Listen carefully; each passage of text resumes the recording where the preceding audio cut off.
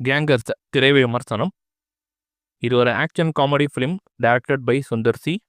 Sundar C ஹீரோவாக நடிச்சிருக்காரு. ஹீரோயினா Catherine Tresa. Vani Bhojan, Vadivelu supporting ரோலில் வராரு.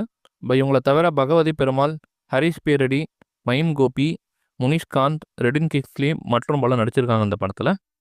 அரசாங்கோட்டைன்னு ஒரு கிராமம். அந்த ஊரில் பிடி வாத்தியாராக வேலைக்கு போய் சேர்றாரு ஹீரோவான சுந்தர் சி.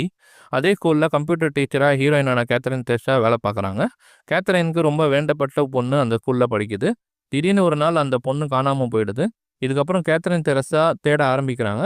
இவங்களுக்கு ஹெல்ப் பண்ண சுந்தர் சியும் சேர்ந்து தேட ஆரம்பிக்கிறாங்க.